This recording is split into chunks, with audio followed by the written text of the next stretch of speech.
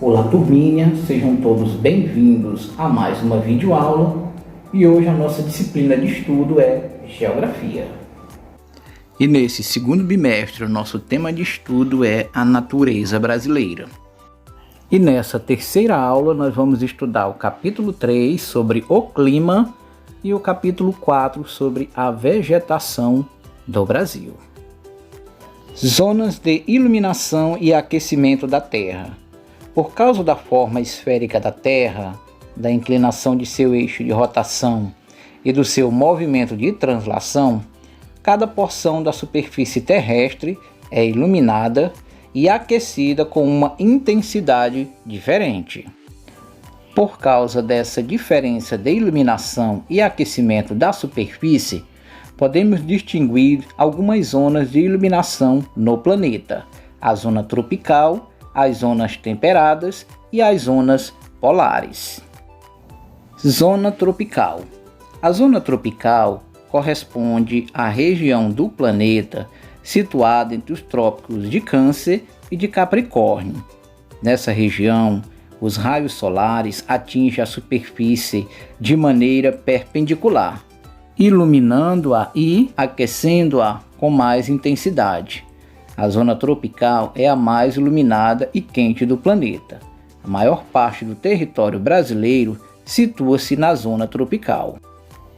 Zonas temperadas.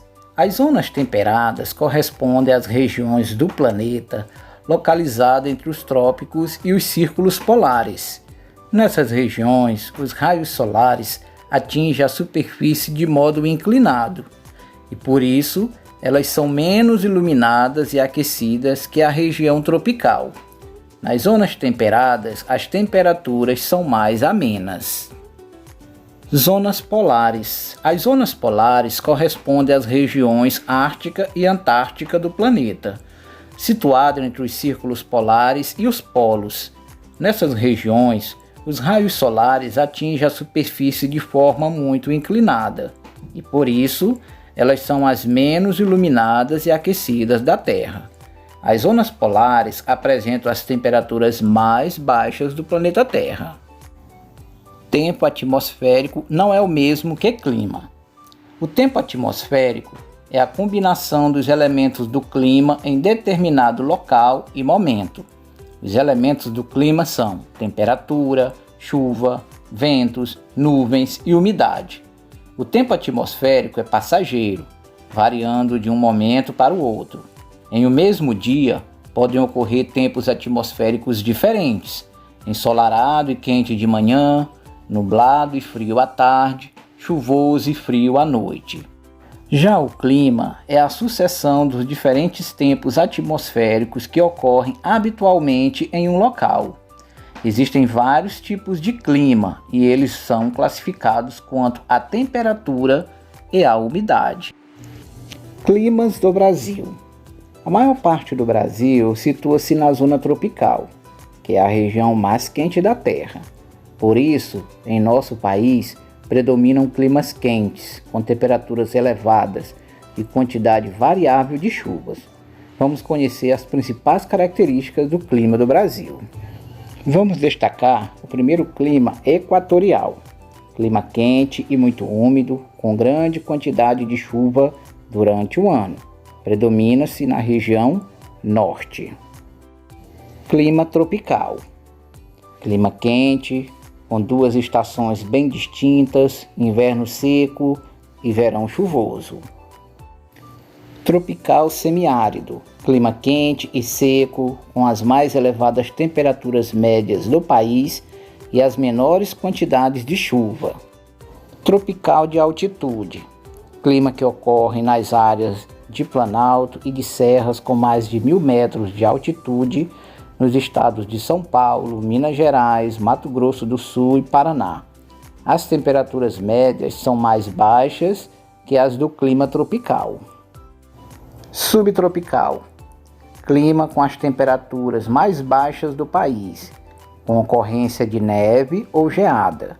As áreas de clima subtropical localizam-se na zona temperada do sul do país. Dando continuidade, vamos estudar agora a temática vegetação.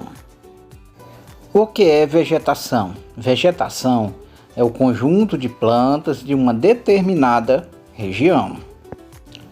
A vegetação é um dos elementos que compõem a paisagem. O Brasil apresenta uma diversidade muito grande de vegetação por causa da variedade de tipos de solo e de clima. Vamos conhecer um pouco das principais formações vegetais do Brasil. Floresta amazônica.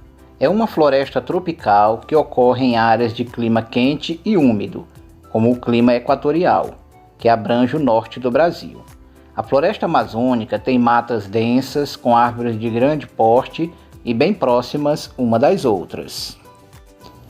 Mata Atlântica. Também é uma floresta tropical. A Mata Atlântica ou Floresta Atlântica cobria originalmente uma extensa e larga faixa da costa brasileira, desde o Rio Grande do Norte até o Rio Grande do Sul, e também vários trechos do interior do Brasil. A Mata Atlântica apresenta uma das maiores biodiversidades do mundo. Caatinga é a vegetação predominante nas áreas de clima tropical semiárido. A caatinga é formada por plantas adaptadas ao clima quente e seco, como os cactos. Cerrado é a vegetação que ocorre em áreas de clima quente e com pouca umidade, sobretudo nos planaltos do Brasil central. O cerrado é formado por plantas rasteiras, arbustos e árvores retorcidas que aparecem dispersas na paisagem. Mata dos Pinhais, também conhecida como Floresta de Araucárias, é uma vegetação típica de áreas de clima subtropical, que ocorre no sul do Brasil. A devastação da vegetação brasileira.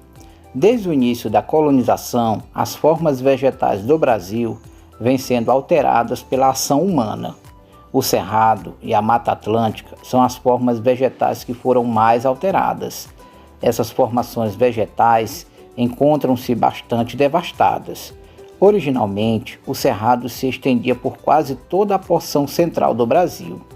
Atualmente, ele ocupa apenas parte da região centro-oeste, ocorrendo também em trechos do sudeste, do nordeste e do norte do Brasil. A expansão de atividades agropecuárias, a mineração e a extração de madeira vem provocando a contaminação dos rios e o esgotamento dos solos do cerrado, além de ameaçar de extinção várias espécies da sua fauna e da sua flora. As queimadas, bastante comuns no cerrado, também degradam o solo e ameaçam os animais e as plantas. Podem ocorrer queimadas naturais causadas pela queda de raios no início da estação chuvosa, mas na maioria das vezes elas são provocadas pela ação humana, com a finalidade de limpar o terreno para as atividades agropecuárias. Agora vamos conhecer e comparar como era a vegetação original no Brasil. Este primeiro mapa mostra a vegetação quando os portugueses chegaram, como ela ocorria. Neste segundo mapa, podemos perceber a vegetação atual, que ela foi muito devastada. Podemos perceber que o desmatamento avançou por todo o território brasileiro. Encerramos aqui a nossa aula. Tchau, tchau e até a próxima!